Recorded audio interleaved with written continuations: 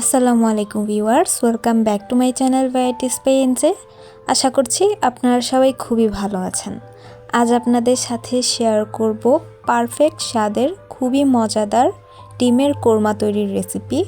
তো চলুন কথা না বাড়িয়ে দেখে নেওয়া যাক কীভাবে তৈরি করতে হয়। এই জন্য প্রথমেই চুলায় একটা প্যান বসিয়ে নিয়েছি 1/4 কাপ রান্নার রেগুলার তেল। এরপর দিয়ে দিলাম সামান্য একটু লবণ। তেলটা গরম হয়ে যাওয়ার পর দিয়ে দিচ্ছি 7টা সিদ্ধ ডিম। ডিমগুলোকে আমি হালকা চিড়ে নিয়েছি। এখন এই ডিমগুলো হালকা ভেজে নিচ্ছি প্রায় 2.5 থেকে 3 মিনিটের মতো। বেশি ভাজা যাবে না, হালকা একটু ভেজে নিলেই হবে। এরপর এই ডিমগুলোকে একটা বাটিতে তুলে নিচ্ছি। এখন এই তেলেই দিয়ে দিচ্ছি গোটা গরম মশলা। দিয়েছি 4টা সাদা এলাচ, 3 টুকরা দারুচিনি, 2টা তেজপাতা আর 10-12টা কালো গোলমরিচ। কিছুক্ষণ ভেজে নিয়ে দিয়ে দিলাম 1/2 কাপ পেঁয়াজ কুচি। পেঁয়াজগুলো হালকা ব্রাউন হয়ে যাওয়া পর্যন্ত ভেজে নিচ্ছি।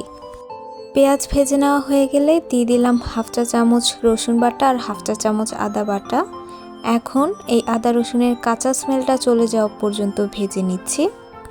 দিচ্ছি 1 চা চামচ ধনিয়ার গুঁড়া, 1 চা চামচ মরিচের গুঁড়া আর 1/2 চা চামচ জিরার গুঁড়া। নেড়ে চেড়ে মিশিয়ে নিয়ে দিচ্ছি সামান্য পানি।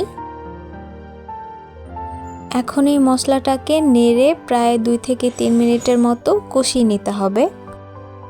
মশলা থেকে যখন উপরে তেল ভেসে উঠবে তখন দিয়ে দিলাম 1 কাপ পেঁয়াজ বাটা। পেঁয়াজ বাটার সাথে সব কিছু নেড়ে ভালোভাবে কষিয়ে নিচ্ছি। এখন দিচ্ছি 1/2 কাপ টক দই। দিচ্ছি 10 থেকে 12টা কাঠবাদাম বাটা। আবারও সব কিছু ভালোভাবে নেড়ে চেড়ে কষিয়ে নিচ্ছি। কষিয়ে নেওয়ার পর যখন উপরে তেল ভেসে উঠবে তখন দিয়ে দিচ্ছি ভেজে রাখা সিদ্ধ ডিম। ডিমের সাথে সব কিছু ভালোভাবে নেড়ে মিশিয়ে নিচ্ছি।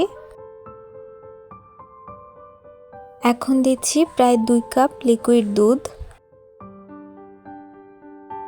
এখন সব কিছু একসাথে ভালোভাবে নেড়ে মিশিয়ে নিচ্ছি। এরপর ঢাকনা দিয়ে ঢেকে চুলার হিটটা মিডিয়াম থেকে একটু লোতে রেখে রান্না করতে হবে 6 থেকে 7 মিনিট। এরই মধ্যে গ্রেভিটা অনেকটাই ঘন হয়ে গেছে। সবশেষে দিয়ে দিচ্ছি প্রায় 1 চা চামচ ঘি আর 5-6টা আস্ত কাঁচামরিচ। দিচ্ছি 1 চা চামচ চিনি আর কিছু পেঁয়াজ বেরেস্তাগুলো আমি হাত দিয়ে একটু ভেঙে দিয়েছি। এখন ঢাকনা দিয়ে ঢেকে রান্না করতে হবে আরও 2 থেকে 3 মিনিট, কাঁচামরিচ আর ঘিয়ের ফ্লেভারটা বের হওয়া পর্যন্ত।